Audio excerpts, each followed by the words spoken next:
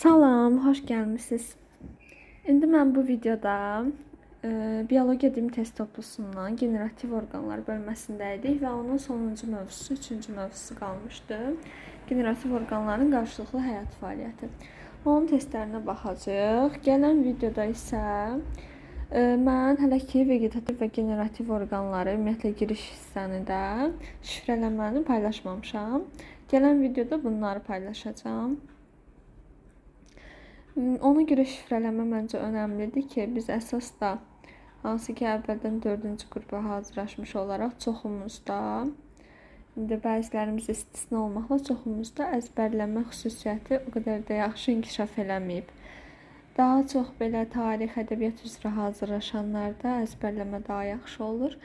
Və nəysə indi bizdə də əzbər şeylər çoxdur, hansı ki bitki adlarıdır. Məsələn, deyirik qanadçıqlı bitkilərə aiddir. Qanadçıqlar vasitəsilə yayanlara, cökə, ağcaqayın, göyrüş. Tutaq ki, belə şeylər, bitki adlarıdır. Sırf bunları əzbərləmək lazımdır. Ona görə də bunlar üçün ən yaxşısı şifrələmədir. Bu da gələn videoda bu haqda görüşərik. İndi baxaq testlərə. Birinci sualda deyir ki, tozcuq borusu nədir? Tozcuq borusu ümumiyyətlə necə əmələ gəlir deyim. Tozcuq dənəsi gəlir və tozcuq dənəsi iki nüvəli olur. Bir nüvəsi vegetativ nüvə, bir nüvəsi generativ nüvə. İki nüvəyə bölünmüş halda olur.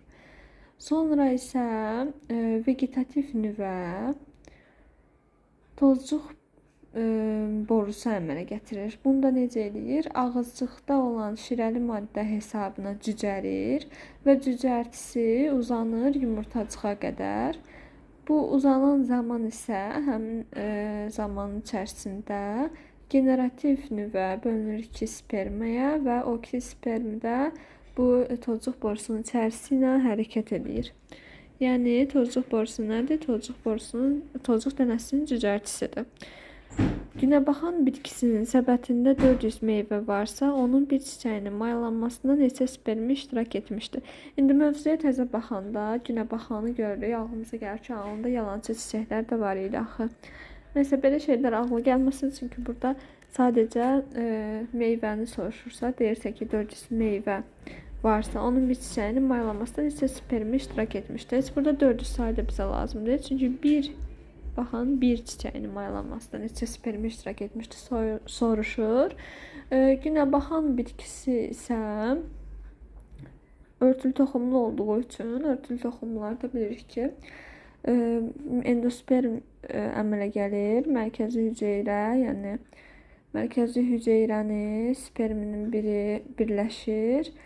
Yumurta hüceyrəyə isə digər spermi birləşir. Yəni beləliklə 2 spermi iştirak edir. Üçüncü sualda çiçəkli bitkilərdə rüşeym kisəsindəki mərkəzi hüceyrə yumurta hüceyrədən onunla fərqlənir ki, o. Burada birinci mərkəzi hüceyrənin adını çəkdiyi üçün cavablar mərkəzi hüceyrəyə aid olmalıdır.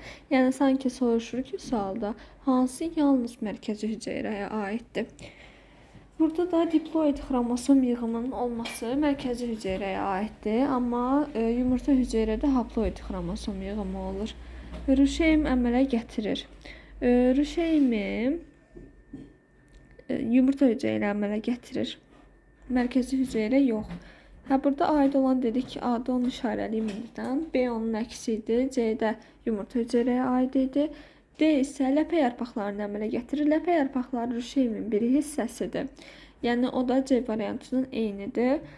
D-də ləpə yarpaqlarını mayalanmadan qabaq triploid xromosom yığımına malikdir. Bu heç birinə aid deyil. Mayalanmadan qabaq mərkəzi hüceyrə diploid, yumurta hüceyrə haploid xromosom yığımına malik olur. Dördüncü sualda meşə gilası inci çiçəyi kələm bitkiləri üçün ümumi olan əlamət hansıdır? A və məsələn Y variantında görürük ki, birində deyir ki, hamısına meyvə çəyirdək meyvədir, birində deyir hamısı meyvəsi gilə meyvədir. Meyvələr nədir bunların? Meşə gilasında çəyirdək meyvədir, inci çiçəklə gilə meyvədir, kələmdə isə buynuz meyvədir. Yəni hamısı bir-birindən fərqlidir. Ona görə də A və Y variantı ola bilməz. B-yə baxaq. Hamısı işıq sevən bitkilərdir. Burada mən onun hardasa yazıldığını görməmişdim kitabda. Baxmışdım, görmədim. Ona görə də özüm üçün araşdırmışdım. Bilmirəm, bəlkə də hardasa da var. Mən görməmişəm sadəcə. Güvəndə higrofit bitkilər var, rütubət sevən bitkilər. Orada yazılmış nümunələrin hamısı kələm də onun içərisində idi. Onlar həm də işıq sevən bitkilərdir. Yəni kələm işıq sevəndir. İnci çiçəyi həm mezofit inci çiçəyi yox, meşə gilası. Meşə gilası həm mezofitdir, həm də ki nisbətən işıq sevəndir.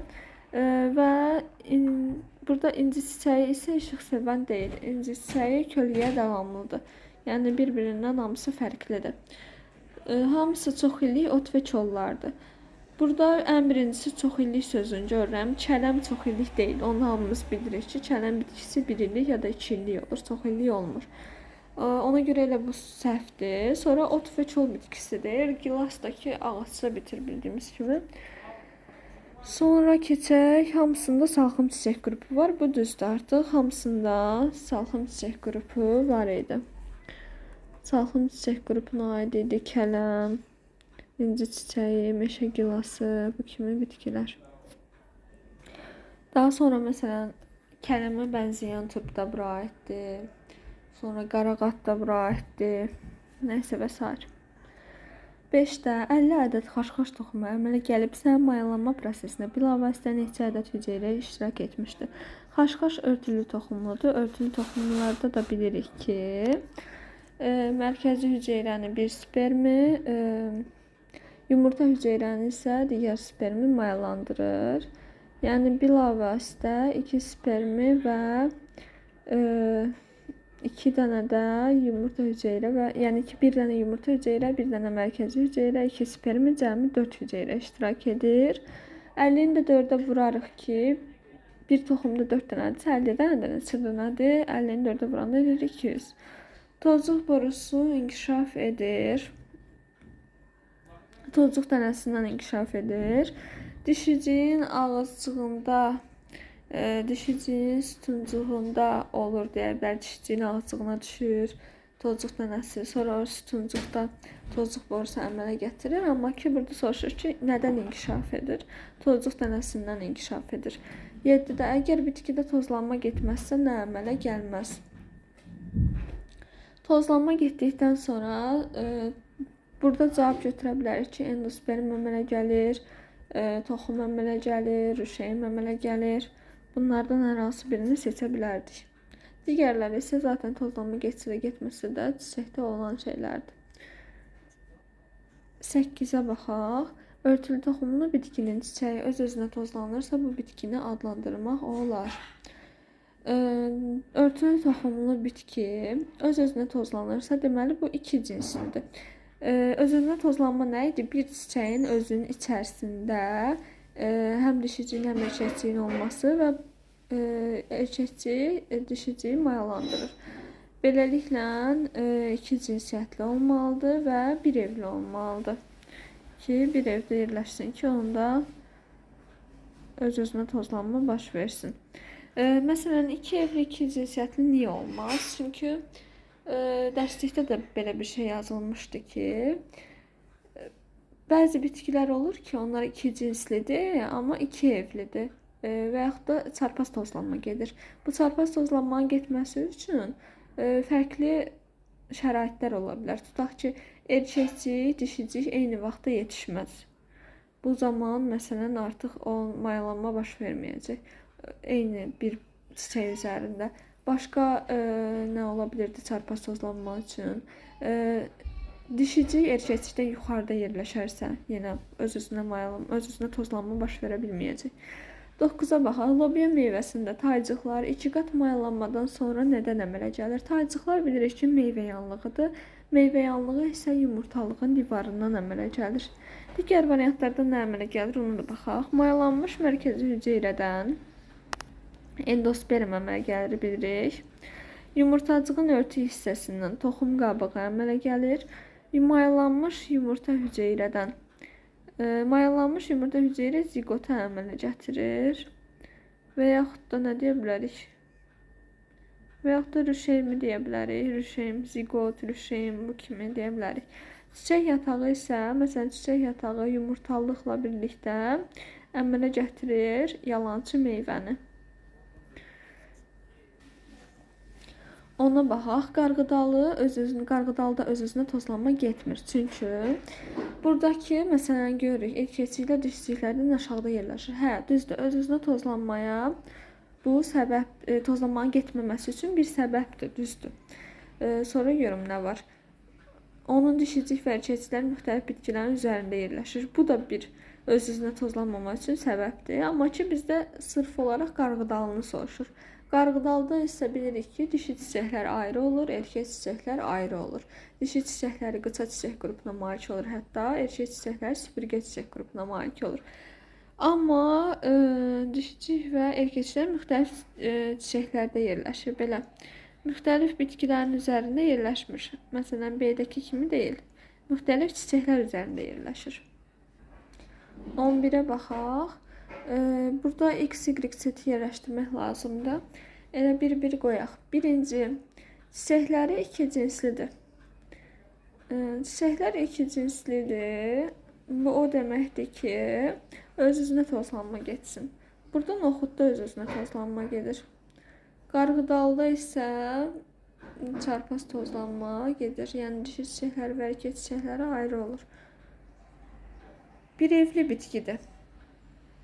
Burada hər ikisi bir evli bitkidir. Noxud bir evli iki cinslidir. Qarğıdalı isə bir evli bir cinslidir. Üçüncüdə küləklə çarpaz tozlanır. Küləklə çarpaz tozlanır. Burada küləklə tozlanan qarğıdalıdır. Noxud bitkisi isə öz-özünə tozlanır.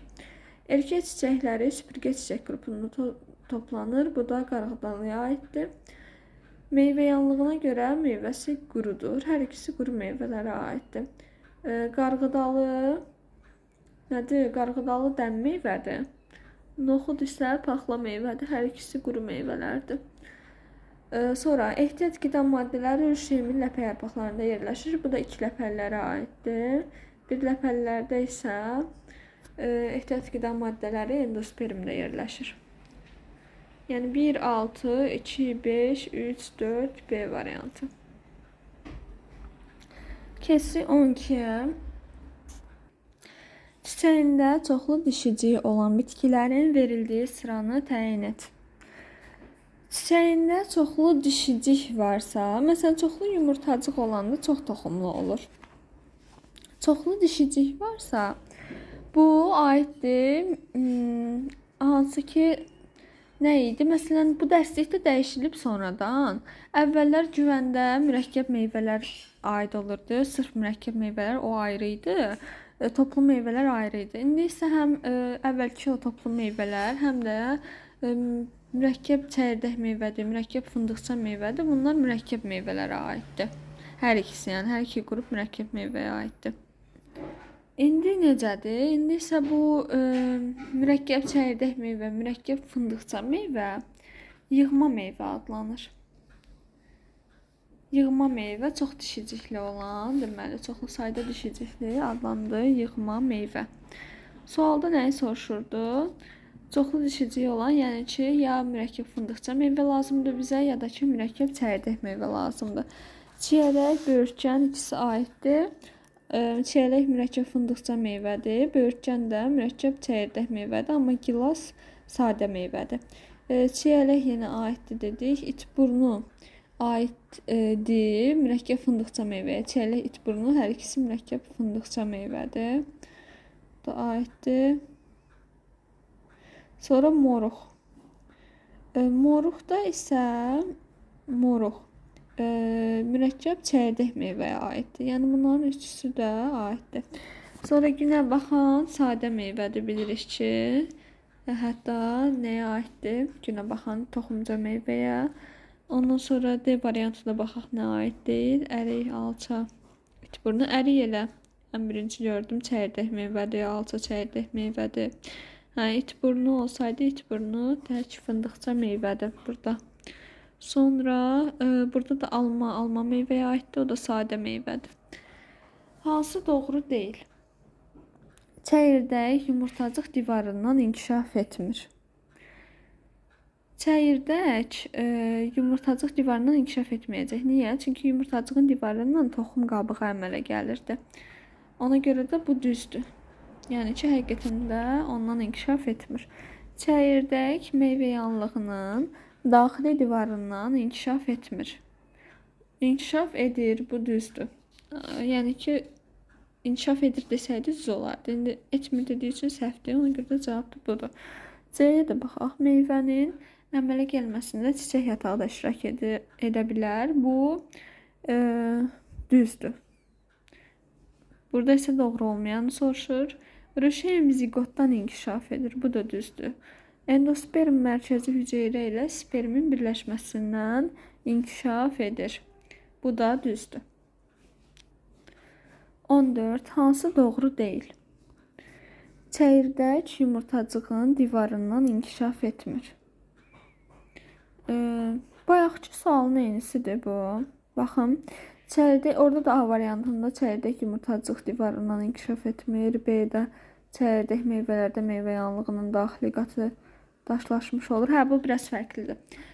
Deməlidir ki, B variantında çəyirdək meyvələrdə meyvə yanlığının daxili qatı daşlaşmış olur. Bu da düzdür. Rüşeym ziqotdan inkişaf etmir. Bu səhvdir. Ziqotdan inkişaf edir. Rüşeym ziqotdan inkişaf edir. Endosperm mərkəzi hüceyrə ilə spermin bu 14-cü sual bir dəqiqə. Endosperm ziqotdan inkişaf edir. Y variantındadır. Bu da səhvdir. Doğru deyil. Axı rüşeym ziqotdan inkişaf etmir. Hə, bu doğru deyil. Ziqotdan inkişaf edir. Endosperm ziqotdan inkişaf etmir. Hə də mərkəzi hüceyrədən inkişaf edir. Ziqotdan inkişaf etmir. Bu da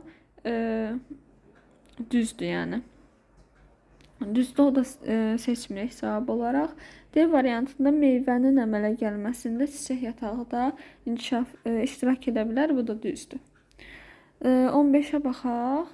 Kələmin meyvəsindəki ara kəsmə nədən əmələ gəlir? Kələmin meyvəsində ara kəsmə buynuz meyvədə olur, ortada. Ara kəsmənin üzərində toxumlar yerləşir. Və onun nədən əmələ gəlməsi əslində yazılmamışdı. Nə dərslikdə, nə də güvəndə. Amma ki, indi baxaq, cavablara görək məntiqlə tapa bilirik. Mayalanmış yumurta hüceyrədən. Yumurta hüceyrədən toxumun rüşeymə əmələ gələcək. Ara kəsmənin ona əlaqəsi olmaz. Yumurtacığın örtük hissəsindən toxum qabığı əmələ gəlir. Bunun da əlaqəsi olmaz. Yumurtalığın divarından. Hə, bu ola bilər ki, yumurtalığın divarından əmələ gəlsin. Çünki bilirik ki, məsələn, taycıqların özü ilə meyvə yanlığıdır. Ona görə pərdə də meyvə yanlığının bir hissəsi ola bilər. O birisi variantlarda nə var idi? Mayalanmış mərkəzi hüceyrədən. Bu endospermdir. Bununla əlaqəsi yoxdur. Çiçək yatağından. Burada da yalançı meyvə olardı, əgər çiçək yatağı meyvənin tərkibində iştirak etsəydi. Amma bilirik ki, yalançı meyvələrə aiddir çiyələk, alma meyvələr. 16. Normal ontogenez zamanı diploid xromosom dəstli çiçəkli bitkidə triploid xromosom dəstinə malik hüceyrə əmələ gəlməyə bilər. Əgər bu diploid xromosom dəstli bitkidə nə vaxt triploid xromosom dəstli hüceyrə əmələ gəlir? Endosperm əmələ gələn zaman.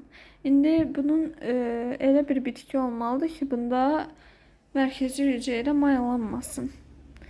Məsələn, bu ola bilərdi çılpaq toxumlu. Baxaq, 2 evli əgər erkək bitki olarsa. Elə bu da ola bilər. Əgər erkək bitkidirsə, onda bunda artıq heç sualda çılpaq toxumluya aid bir şey olmazdı ki, çünki çiçəkli deyir. Çiçəkli bitki deyil ki, çılpaq toxumlular. Ona görə heç çılpaq toxumlu cavabda olsaydı da götürə bilməzdim əslində. 2 evli erkək bitki olarsa, ümumiyyətlə erkək bitki olarsa, üzərində əmələ gəlməyəcək və 2 evli olması da onu göstərir ki, deməli ki, bunun erkək çiçəkləri ilə dişi çiçəkləri ayrıdır. Ən azından bunu göstərir. Yəni bu çiçəyin üzərində təkcə erkəkcik var. Dişicik yoxdur ki, onda endospermdə əmələ gəlsin. B variantı onun tərsidir. Öz-özünə tozlanan bitki olarsa C-də deyir. Öz-özünə tozlanan bitkidə də həm dişicik, həm erkəkcik olacağı üçün bu olmayacaq.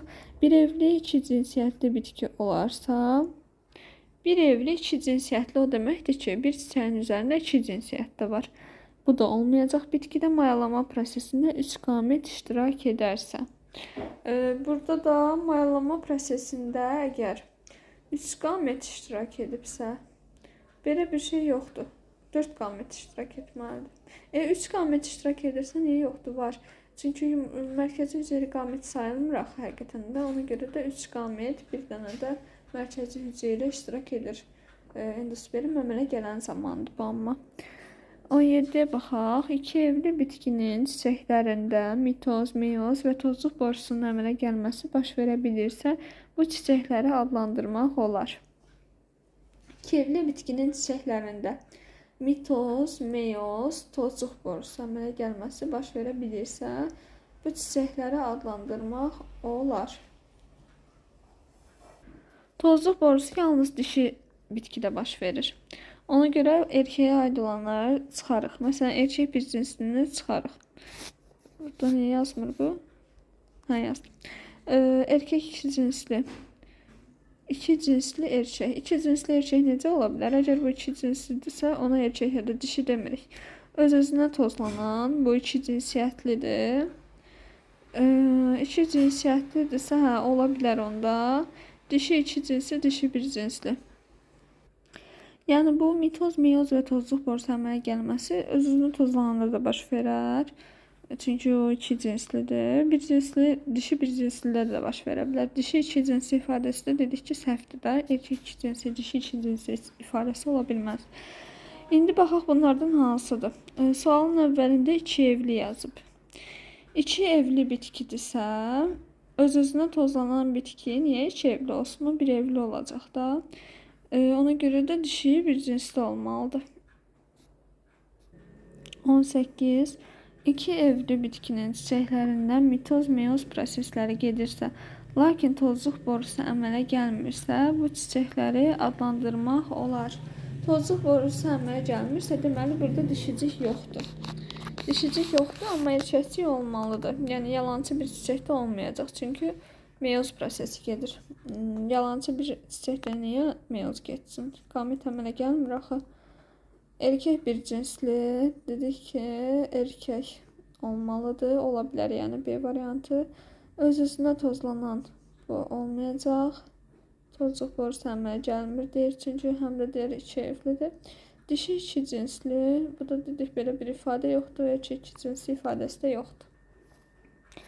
19. Qarğat bitkisinin dişicik ağızcığına yalnız bir tozluq dənəsi düşərsə, nə baş verə bilər? Baxaq. Bir neçə gilə meyvə əmələ gələr. Hə, deməli, qarğat bitkisinin bilirik ki, bir dişiciyin içərisində çoxlu yumurtacıq olur. Çünki niyə? Çünki o çox toxumludur, gilə meyvədir.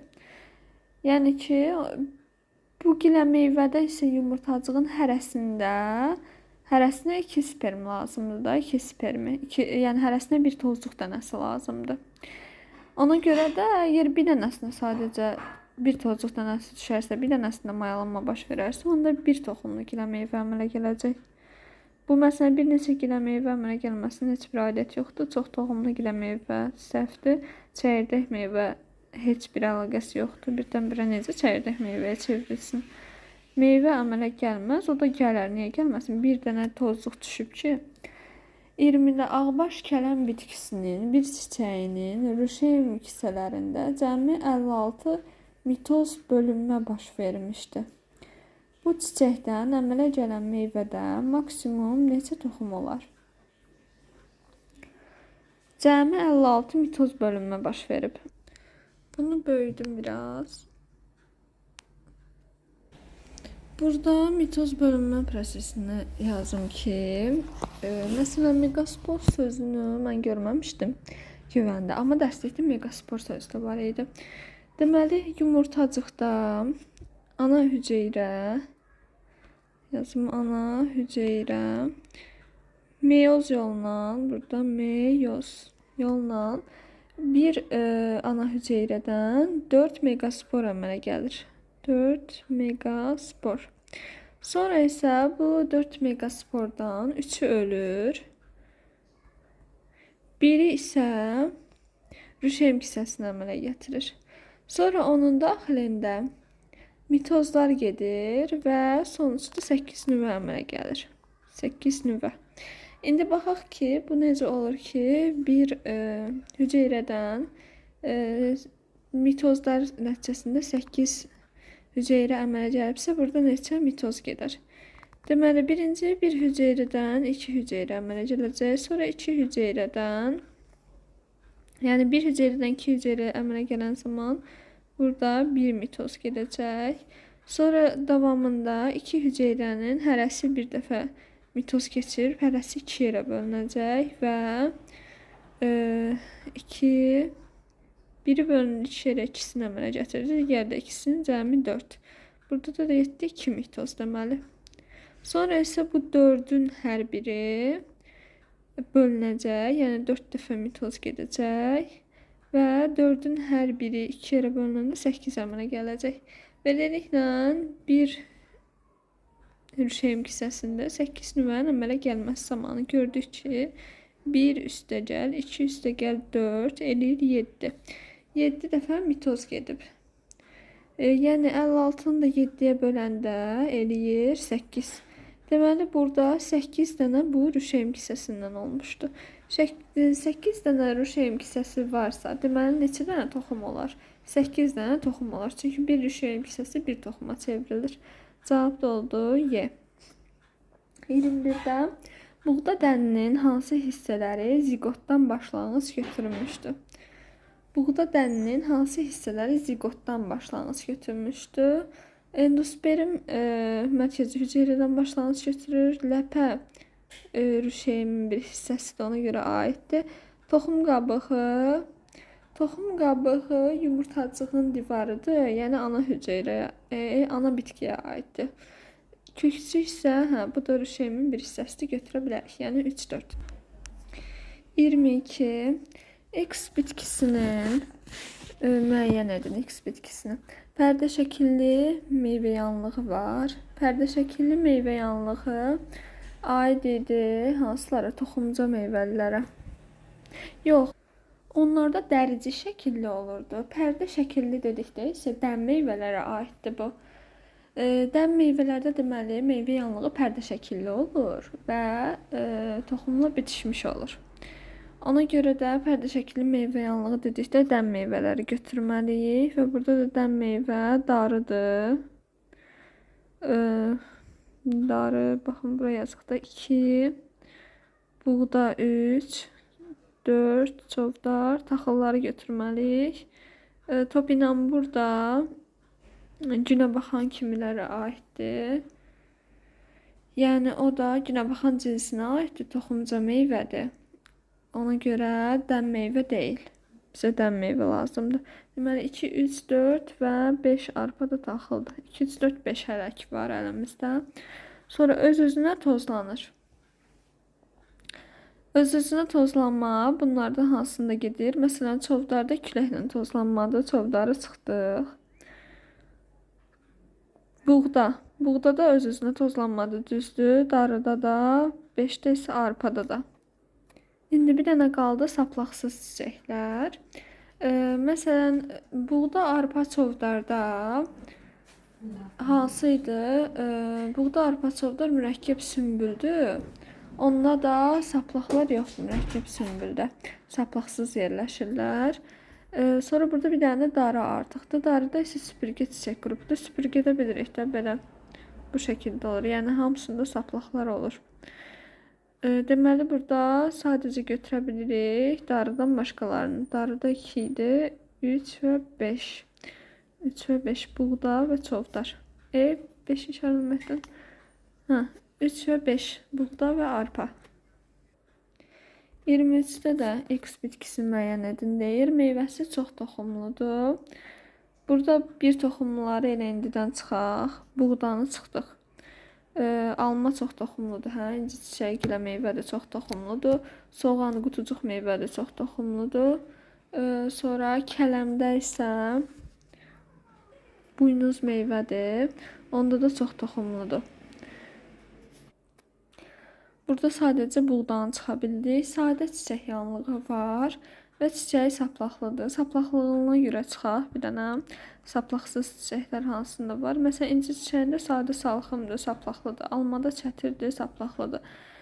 Kələmdə sadə salxımdır, yenə saplaqlıdır. Soğandır bir dənə. Soğan qaldı. Soğanda da ki, sadə çətirdir. Yəni hamısı saplaqlıdır. Ümumiyyətlə aiddir onlara taxıllar, süsən, inci çiçəyi, dağ laləsi, nərgiz gülü və soğan aiddir. Yəni 2 və 5. Alma ilə kələm isə sadə çiçək yanlıqlı deyil. Digər sualda deyir ki, 3 rəng bənövşə. Bayaqki sual 23-cü sual idi. Orada cavab nə oldu? 2, 5, 24. 3 rəng bənövşənin toxumunun hansı hissələrinin hüceyrələrində ana fərdin irsi əlamətləri üstünlük təşkil edir?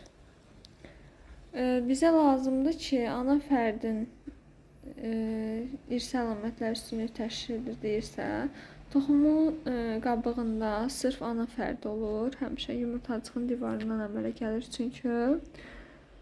Sonra isə baxaq.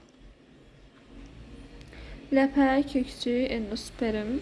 Endosperm olacaq bir də. Çünki endospermdə bilirik ki, diploid olaraq ananın xüsusiyyətini daşıyır. Haploid olaraq isə, yəni ki, 2 üstə gəlir bir də. 2 ananın, 1 isə ata fərdin. Oldu 1-3. 25. Buraxılmış sözlərin ardıcıllığını müəyyən edin. Zəncirotunun çiçəkləri, burada nə olar? Uçağanlar olub, yox, uçağanlar olub olmaz. Yayılmanı təmin edən uçağanlar var. Bir sona gedəcək burada. Yayılmanı təmin edən uçağanlar var. Sonra elə birincidə çiçəklərinin şəkli lazımdır bizə. Dilci şəkillidir zəncirotunda. Və zəncirot mürəkkəb çiçəklərə aiddir. Hansı çiçək qrupuna yerləşdiyində buradan bilirik ki, səbət çiçək qrupu olacaq. 7, 4, 1. Baxın, bundan sonra kimi sual var, yoxdur. Bu bölmədə burada bitdi. Bundan sonra artıq şifrələrdən də sonra keçirik yosunlar. Yosun, mamır, qışın, sılpaq toxumlu. Bu 7-ci sinif dərsliyində qısa bir hissə idi. Onu oxuyub keçmişdim. İndi güvənlə birləşdirəndə daha geniş olacaq. Onları da yazacağım. Biraz tək dərsi oxuyub o hissəni başa düşmək çətindir. Ona görə də əlavə məlumat da lazımdır bizə. Sağ olun, görüşünə qədər.